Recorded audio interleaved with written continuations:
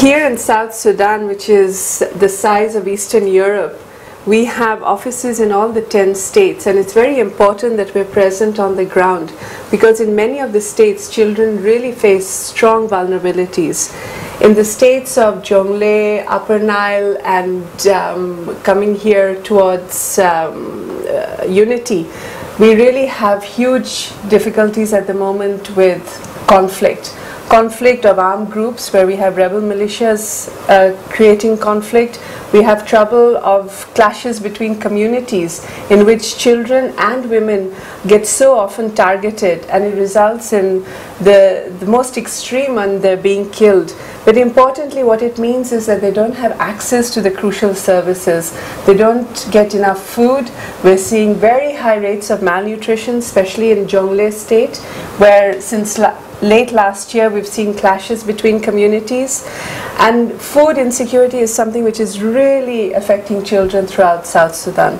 More in these 3 states, along with the states of Warab, Northern Bar Ghazal, and Western Bar Ghazal. So these are really all the states on the north and the east of South Sudan. Children face the greatest risk.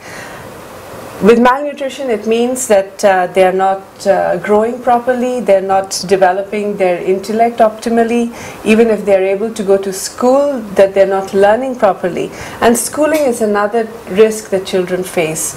Only 30% of children who should be in school are in school. And that means that we don't have enough teachers, we don't have enough classrooms, school supplies. So the challenges that children face throughout the states in South Sudan is pretty immense. It's not that the states in the south are exempt either. In Western Equatoria, which is close to the border with DRC and Central African Republic, we still have people extremely afraid of the LRA.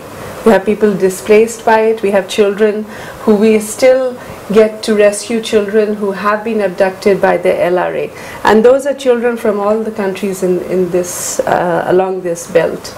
When we go to Eastern Equatoria, one of the biggest threats that children face in some of the pockets there is that of guinea worm, a disease which has been more or less eradicated from the rest of the world. But here in South Sudan, we carry 98% of the burden of it. And it's very much related to water. The fact that they don't have safe drinking water, the fact that these communities are isolated, the development hasn't reached them, even to this poor extent that it has reached other communities.